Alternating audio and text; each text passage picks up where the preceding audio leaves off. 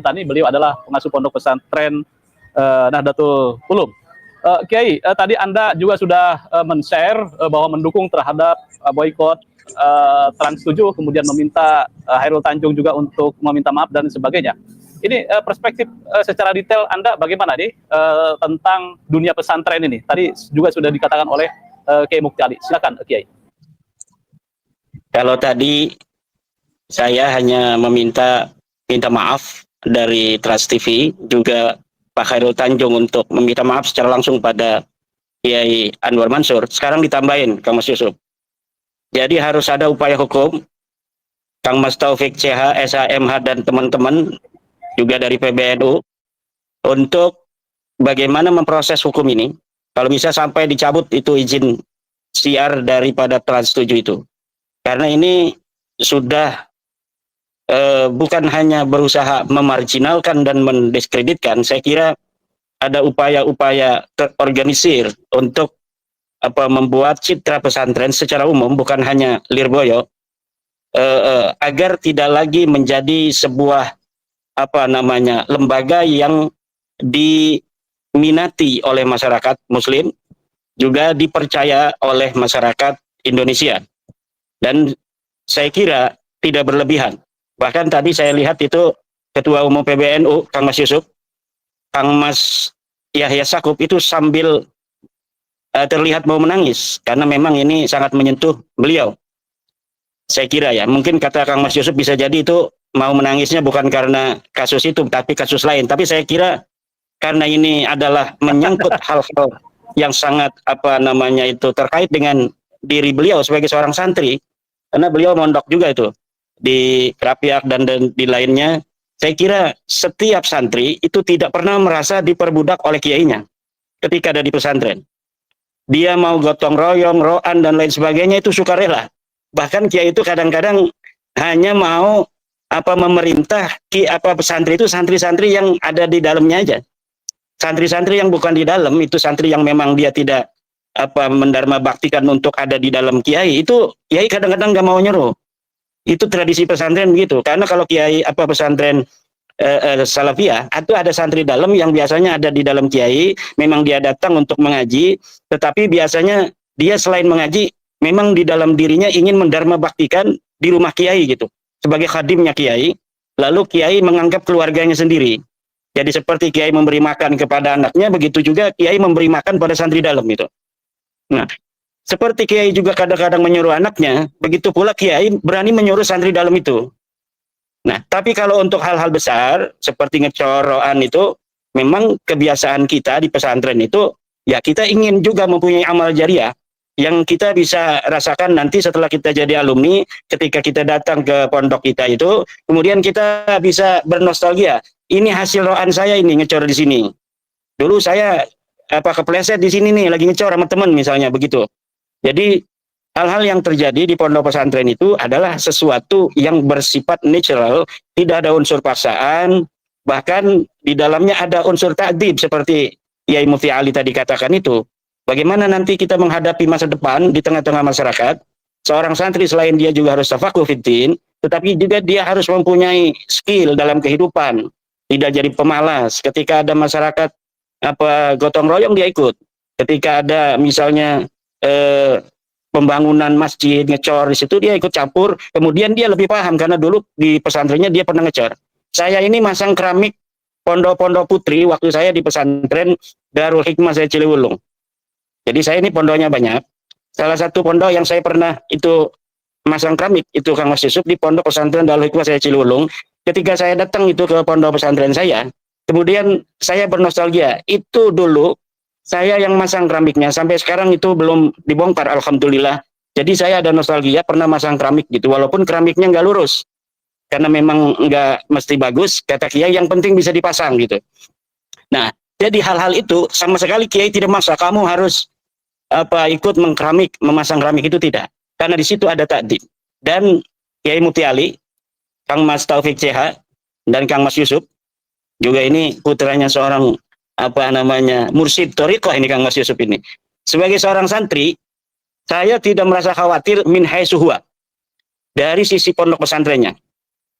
Kekhawatiran saya itu hanya untuk dalam perspektif kita sebagai berbangsa, sangat tidak elok ketika ada golongan lain selain golongan kita yang mengolok-olok kita tanpa kenal diri kita. Kita golongan santri ini memiliki kemandirian secara historis dan genealogis. Ketika penjajah tidak memperhatikan kita sejak zaman kerajaan-kerajaan 1600, mereka menguasai berbagai macam kekuasaan-kekuasaan ekonomi dan politik. Pondok pesantren berdiri sendiri, tidak mau bergabung dengan kompeni Belanda. Kita mandiri. Kita tidak bantu secara pembangunan oleh pihak penjajah. Kita siap untuk bagaimana membiayai diri sendiri, mendidik anak-anak kita, mendidik santri-santri kita. Dan secara lumintu itu bahkan sampai hari ini pondok pesantren seperti anak tiri di negeri kita ini dalam hal pembangunan yang diberikan atau bukan iuran, artinya itu bantuan yang diberikan pemerintah terhadap pondok pesantren. Contohnya di Banten ini. Di Banten itu ada sekolah gratis ya misalnya. Tapi untuk madrasah aliyah dan madrasah sanawiyah itu tidak ada sekolah gratis. Yang gratis itu hanya sekolah SMP, yang gratis itu hanya sekolah madrasah aliyah SMA, SMK. Padahal SMA, SMK itu telah mendapatkan selain bos dari pusat juga bos dari daerah, ditambah lagi sekolah gratis 250.000 per bulan. Sementara madrasah-madrasah yang ada di pondok-pondok pesantren itu tidak mendapatkan itu, tetapi kami tidak pernah demo. Kenapa? Karena kami sejak dulu diberikan kekuatan mental sebagai penerus perjuangan para anbiya, penerus perjuangan para aulia, penerus perjuangan para ulama, bahwa membawa agama ini harus dengan keikhlasan. Kita memegang agama ini, memegang ilmu-ilmu yang dibawa oleh para anbiya seperti membawa api. Kalau kita pegang panas, kalau kita lepaskan dia mati. Kita milih memegangnya walaupun tangan kita ini panas. Jadi silakan orang-orang yang berusaha untuk memarginalkan pondok pesantren, orang-orang yang berusaha ingin mendiskreditkan pondok pesantren, tapi ketahuilah, kami sudah biasa didiskreditkan, kami sudah biasa dimarginalkan, dan seluruh usaha-usaha Anda tidak akan berguna untuk kami. Tidak akan mempengaruhi eksistensi pondok pesantren. Karena sejak dulu kami sudah biasa tidak mendapatkan perhatian dari siapapun, tapi kami mampu melaksanakan kegiatan belajar mengajar, kami didik anak-anak kami untuk dijadikan orang-orang yang tafaqquh fiddin, berjuang demi agama, dan membawa api agama Islam ini sampai hari kiamat. Jadi usaha-usaha Anda, hai orang-orang yang ingin memarginalkan pondok pesantren, yang saya lihat ini indikatornya sudah nampak sekali, usaha-usaha memframing pondok pesantren, dari sisi ajaran, dari sisi akhlak, dan lain sebagainya, ketahui apa yang Anda lakukan tidak akan pernah berpengaruh apa-apa terhadap pondok pesantren. Pondok pesantren memiliki organ militan secara historis dan secara genealogis. Para keturunan-keturunan Wali Songo, keturunan para penyebar-penyebar agama Islam di masa lalu, yang secara lumintu memegang agama Islam ini sampai nanti hari kiamat, tidak akan pernah melepaskan agama ini. Tidak akan pernah melepaskan pondok pesantren. Tidak akan pernah melepaskan ajaran-ajaran dato-dato kami untuk senantiasa menjaga masyarakat Islam, untuk senantiasa beragama dengan agama yang benar. Agama dari Nabi Muhammad yang diwariskan pada sahabat. Agama yang benar yang diwariskan dari sahabat kepada tabi'in. Agama yang benar yang diwariskan dari tabi'in kepada tabi'it tabi'in. Kemudian kepada Imam Syafi'i, Imam Ahmad bin Hanbal, Imam Abi Hanifah, dan lain sebagainya. Kemudian kepada Muzani, Buaiti. Kemudian kepada Imam Al-Ghazali. Kemudian kepada Rafi'i. Kemudian kepada Imam An-Nawawi. Kemudian pada Ibnu Hajar. Kemudian pada Zainuddin Al-Malibari. Kemudian kepada Syekh Abi Bakar Muhammad Syatwa dalam I'anatul Talibin, kemudian kepada Syekh Nawawi At-Tanara Al-Bandani. Tidak akan pernah kami lepaskan apapun yang kalian framing terhadap pondok pesantren tidak akan berarti apa-apa buat pondok pesantren. Karena pondok pesantren telah memiliki organ militan yang akan membawa, yaitu adalah tadi yang seperti saya sebutkan itu, dan itu sudah biasa dimarginalkan, itu sudah biasa didiskreditkan. Coba pada zaman Soekarno juga tidak terlalu memperhatikan pondok pesantren. Pada Soeharto juga tidak memperhatikan pondok pesantren. Hanya Bapak Jokowi yang saya nilai, ini penilaian saya, kita boleh berbeda, itu memperhatikan pondok pesantren. Dan sekarang Bapak Prabowo, ya saya lihat ya tidak seperti Bapak Jokowi dalam bagaimana memperhatikan pondok pesantren dan Nahdlatul Ulama. Indikasi-indikasi bahwa ingin menjaga jarak dengan Nahdlatul Ulama pun kita bisa lihat dan kita bisa saksikan. Bagaimana acara-acara di Istana Negara pun tidak menggunakan orang-orang NU. Bahkan orang-orang yang nggak ngerti kitab Fathul Qorib, Fathul Mu'in itu disuruh ceramah di Istana Negara. Hanya bisa hafal Al-Quran, siapa aja bisa hafal Al-Quran, tapi memahami agama itu ada metodologinya. Apa metodologinya? Yaitu baca kitab kuning. Dia nggak bisa baca kitab kuning, disuruh untuk menasehati agama kepada orang-orang yang ada di Istana Negara. Sementara kiai-kiai NU yang tabakhur, kiai-kiai yang ada di pondok pesantren, kemudian sekarang dipermasalahkan. Urusan emas jadi mudah dan cepat. Mulai dari Salahkan. Saya teringat ini seperti zaman-zaman Orde Baru dulu lah. Ketika Nahdlatul Ulama Pondok Pesantren, yang sekarang juga ditambah dengan PWILS, mohon maaf Kiai Mufti, ada PWILS yang juga menjaga nilai-nilai ajaran pesantren dan Wali Songo, yang dimarginalkan sepertinya dalam tanda kutip. Dan ini tidak akan menjadi sesuatu hal yang membuat kami, orang-orang pesantren, atau kaum santri yang dulu dibilang oleh siapa yang membagi, ada abangan, ada priaya, ada santri, itu kami kaum santri dari zaman Joko Tingkiran, dari zaman Raden Patah, Sultan Hasanuddin, Sunan Gunung Jati, Sunan Ampel, sampai hari ini secara lumintu yang kami warisi, tidak akan pernah mengemis-ngemis untuk kepada pemerintah memperhatikan kami, karena dari dulu kami sudah diajari nilai kemandirian dan gotong royong. Kami mempunyai qanaah, kami mempunyai struggle for life, bagaimana kami bisa membiayai diri sendiri. Kalau pemerintah mau ikut membantu, alhamdulillah. Kalau tidak, kami tidak nyari-nyari dan kami tidak akan demo. Ada upaya-upaya memarginalkan hari ini kepada pondok pesantren. Silakan saja. Tapi perlu diketahui bahwa pondok pesantren hari ini dan ajaran-ajaran Ahlussunnah wal Jamaah adalah thariqah an-nahdhiyah yang kita pahami sebagai satu, bahwa ideologi kita adalah Asy'ariyah dan Maturidiyah. Dalam fikih kita salah satu mazhab yang 4, dalam tasawuf kita adalah tasawufnya Imam Al-Ghazali dan Junaid Al-Baghdadi. Ini adalah mayoritas di Indonesia. Dan pondok pesantren itu sebenarnya punya kekhasan Nahdlatul Ulama. Orang-orang yang lain yang bukan Nahdlatul Ulama yang bikin pesantren ini justru yang menurut saya ini hari ini yang menodai pondok pesantren.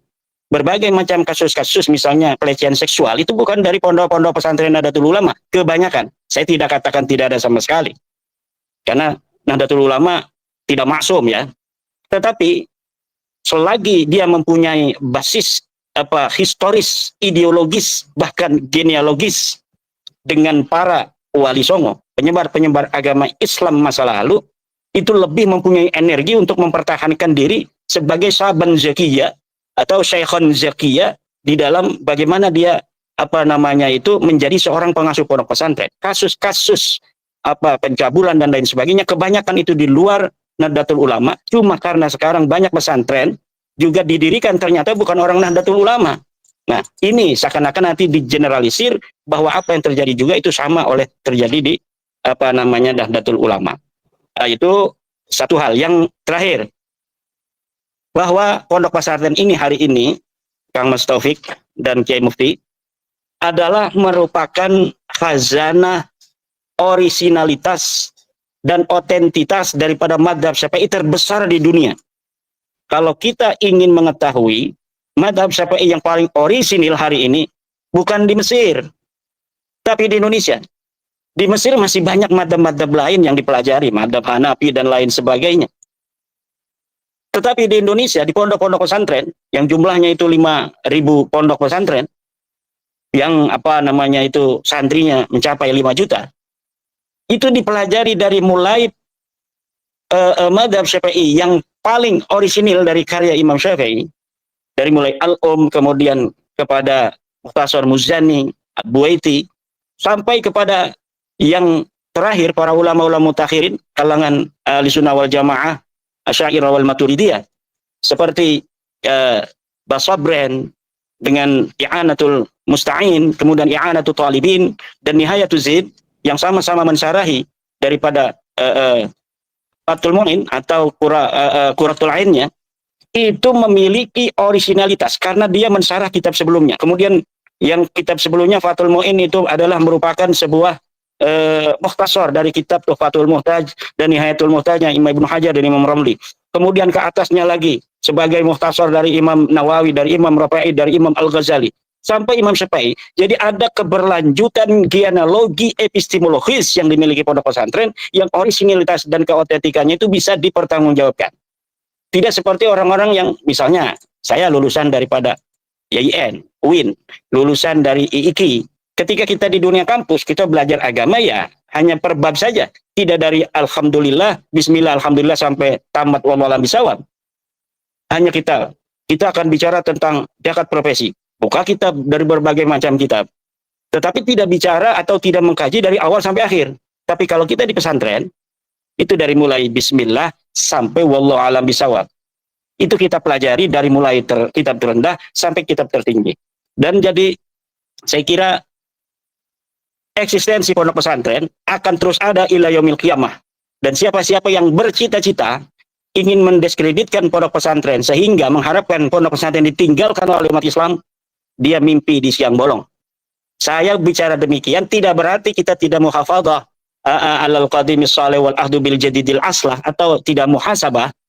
Kita tetap pondok pesantren tentu punya kelebihan dan kekurangan. Dan kita tetap al muhafadzah alal qadimis salih wal ahdu bil jadidil aslah. Kita akan mencari hal-hal yang lebih baik buat anak-anak kita, buat pondok pesantren kita, tanpa meninggalkan jati diri kita sebagai santri, sebagai para ulama yang secara lumintu menerima ilmu dan mustika ini dari para leluhur-leluhur kami. Dan mengenai adab, nanti sebelum kita dengarkan perspektif dari hukum, adab itu dianjurkan. Dan ini adalah perintah Allah. Hadisnya sahih. Al ulama warasatul anbiya itu hadisnya sahih. Dan yang tidak boleh kita tanda tunduk tawaduan itu seperti pejabat-pejabat kepada atasannya itu. Nah, feodalisme pejabat kepada atasannya yang tanda tunduk tidak dipermasalahkan, padahal itu melawan daripada nas agama, sementara adabnya para santri kepada kiai dipermasalahkan, padahal itu sesuai dengan ajaran agama. Ini masalah yang harus kita bahas ini. Mungkin anak perlu sesuatu media atau forum yang lebih khusus. Bagaimana itu para pejabat-pejabat bawahan pada atasannya tanda tunduk itu tidak dipermasalahkan sebagai feodalisme, sementara para santri yang ada ajarannya menghormati para ulama, akrimul ulama fa innahum indallahi kurama, akrimul ulama fa innahum warasatul anbiya. Hadisnya sahih, itu Daruqutni, Abu Daud, Ibnu Majah, ada yang dhaif juga. Tetapi yang dhaif kemudian dikuatkan oleh yang sahih, bahwa kita diperintahkan untuk menghormati ulama, dan cara menghormati ulama berbeda-beda. Tergantung dari adat istiadat daerahnya masing-masing. Dan di Indonesia khususnya di Pulau Jawa bagian tengah dan bagian timur, ya seperti itu. Dan itu tidak melanggar agama. Bahkan Nabi itu bisa dicium kakinya. Mencium kaki Nabi, itu mencium kaki Nabi ya. Dalam konteks Nabi ini adalah manifestasi dari wahyu, dari ilmu. Maka menghormati orang karena ilmunya, jangankan hanya cium tangan, sampai cium kaki pun ada dalilnya. Kalau dia itu karena ilmunya, bukan karena nasabnya. Makanya disebutkan oleh Kiai Mufti Ali itu, wa yukrahu takrimuhum, gimana tadi? Bahwa tidak boleh menghormati, mencium tangan kepada selainnya. Selain para ulama yang soleh tadi itu. Termasuk itu nasab itu. Mencium tangan karena nasabnya, tidak ada dalilnya. Yang ada dalilnya itu mencium tangan karena ilmu. Akrimul ulama fa innahum indallahi kurama yarfa'illahu alladhina amanu minkum walladhina utul ilma darajat. Itu dalilnya banyak. Enggak ada kewajiban menghormati orang karena keturunannya, sama sekali tidak ada di dalam Al-Qur'an, tidak ada di dalam hadis. Tapi kalau mencintai karena ulama, karena ilmu, maka itu ada dalilnya dari Al-Qur'an secara jumlatan, ada dalilnya secara khos dari hadis-hadis yang kita baca, baik di hadis sunan maupun di yang lainnya. Jadi masalah ini jangan sampai nanti ada perang narasi antara kita kaum santri dengan kaum priai. Siapa yang feodal sebenarnya? Apakah kita kaum santri, sedangkan kita mempunyai mustanad, kita mempunyai dalil, tapi Anda kaum priai tidak mempunyai dalil, tidak mempunyai mustanad. Mencium-cium atasan tidak ada dalilnya, haram. Kenapa? Di dalam hadis dikatakan man tawadha'a li ghaniyyin li ghinahu faqad dhahaba sulusa dini. Siapa orang yang tawaduk kepada orang kaya karena kekayaannya, maka hilanglah 2/3 agamanya. Begitu pula siapa orang yang tawaduk kepada pejabat karena jabatannya, hilang 2/3 agamanya. Siapa orang yang tawaduk pada orang bernasab karena nasabnya, hilang 2/3 agamanya. Tetapi kalau ilmu, siapa orang yang menghormati orang lain karena ilmu, mencium tangannya, merangkulnya, mencium badannya, ada dalilnya semua dari agama. Sesuatu yang ada dalil dari agama tidak bisa untuk dipermasalahkan. Dan terakhir, sekali lagi, kita boikot Trans 7. Jangan nonton dia. Kita nontonnya pada Suka TV aja. Jangan nonton Trans 7. Selagi dia belum minta maaf, atau selagi pondok pesantren belum merasa bahwa ini sudah cukup mereka minta maaf, baru kita nonton lagi. Terima kasih. Maaf, Mas Taufik, agak lama ini. Pesan Kiai bagi insan media agar memahami pesantren bukan hanya sebagai tempat belajar agama, tetapi juga menjadi pusat peradaban Islam Nusantara. Ini bagaimana, Kiai? Iya, ada yang bertanya kepada saya tentang apa yang terjadi dengan apa yang diberitakan oleh Trans 7 kemarin. Apakah saya marah ketika melihat tayangan Trans 7 itu? Kata saya, penghinaan terhadap kiai yang tersembunyi aja, saya marah, walaupun penghinaan pada kiai secara tersembunyi itu tidak banyak dipahami orang. Apalagi ini yang terang-terangan demikian. Penghinaan yang tersembunyi itu diantaranya kalau ada orang mengatakan bahwa seorang Habib itu walaupun bodoh, itu lebih mulia dari 70 kiai. Itu pernyataan kan banyak orang yang gak marah. Tapi saya marah, karena itu saya tahu bahwa di situ ada penghinaan terhadap para kiai. Nah, apalagi penghinaan yang zahiron jelian seperti apa yang diberitakan oleh Trans 7 itu. Nah, menurut kita ya, kaum santri ini ya, bahwa penghormatan terhadap kiai itu sama seperti tadi narasi yang telah diberikan oleh Yai Mufti Ali. Ini kebetulan namanya guru saya sama dengan Yai Mufti Ali nih. Saya punya guru yang tadi saya sebutkan pesantren Darul Hikmah Secilung tuh namanya Yai Mu'ti itu. Yai Mu'ti, Allah maghfirlah ya. Nah itu, jadi saya ketika melihat Yai Mufti Ali ini sama seperti melihat guru saya. Itu dalam pondok pesantren, Mas Yusuf Mas dan Mas Taufik, itu manggilnya itu dengan ubuah, dengan umumah, dengan panggilan-panggilan yang kebapaan, panggilan yang mengandung nilai-nilai silaturahmi. Contohnya Yai. Yai itu dalam perspektif kita orang Banten itu mamang jauh gitu. Jadi Yai, kalau ada mamang punya mamang itu namanya Yai.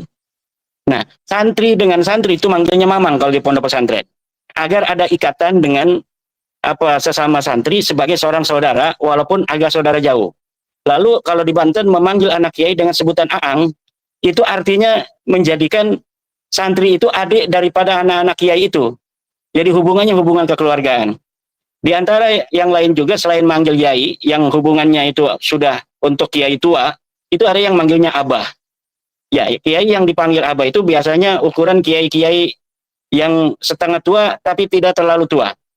Ada lagi yang dipanggilnya aang. Kiai masih tetap maunya dipanggil aang walaupun udah tua. Saya punya kiai di pesantren Riyadul Alfiyah di Kadukawang itu panggilnya masih tetap aang aja. Ada yang manggil mama, tapi juga ada yang manggil aang, akang atau aang. Kemudian ada juga di Kresek ini, di tetangga Kresek lah, pesantren kiai yang sangat tabakhur ilmunya, itu masih dipanggilnya mamang aja. Jadi dia nggak mau dipanggil kiai, nggak mau dipanggil abah, nggak mau dipanggil syekh apalagi, tapi maunya dipanggil tetap mamang seperti dulu dia dipanggil di pesantren. Dan ini adalah sebuah tradisi unik yang dimiliki oleh pondok pesantren yang saya kira itu orang-orang liberal, orang-orang itu modern itu nggak ngerti itu model-model begitu. Makanya Clifford Geertz yang mengklasifikasikan masyarakat Islam di Indonesia menjadi 3, yaitu ada priai, ada abangan, ada santri. Itu saya kira memang realitasnya demikian. Dan yang mayoritas itu adalah para santri. Ada priai, ada muslim abangan, ada muslim santri, dan muslim santri ini kita, orang-orang pondok pesantren. Sekarang ada muslim priai, karena dia banyak duit bikin pesantren. Ini yang bikin rusuh ini. Yang bikin citra pesantren acak-acakan, ada orang-orang priai, banyak duitnya bikin pesantren. Ciri-ciri pesantren, kalau dia pesantrennya itu adalah pesantren ala Nahdlatul Ulama wa PWILS. Saya tambahin sekarang, Nahdlatul Ulama wa PWILS. Yaitu pondok itu ada di tengah-tengah masyarakat.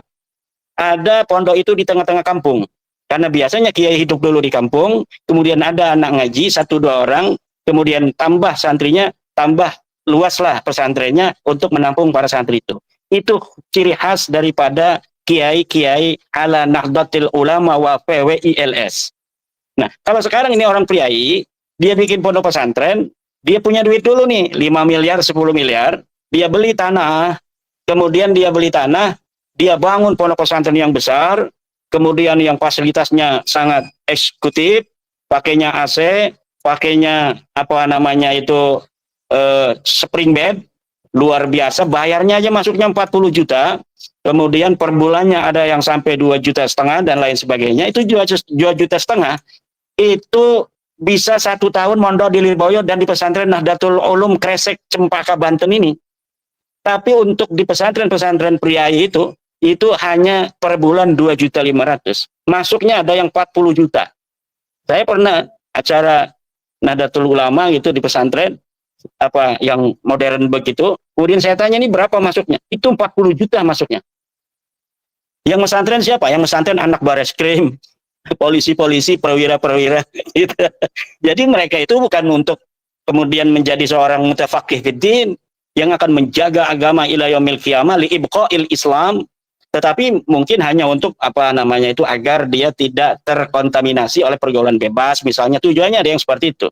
Tapi kalau dia itu adalah secara genealogis dan historis merupakan apa para penyebar agama Islam di masa lalu, memang dirinya itu ada genetik DNA-nya itu DNA penyebar agama Islam. Dia pesantren itu untuk menyebarkan agama Islam. Maka anak-anak kiai di Lirboyo dan Peloso banyak yang tidak mau sekolah. Kenapa? Karena untuk melanjutkan kepemimpinan pondok pesantren yang paling dibutuhkan adalah mutafaqih fiddin itu.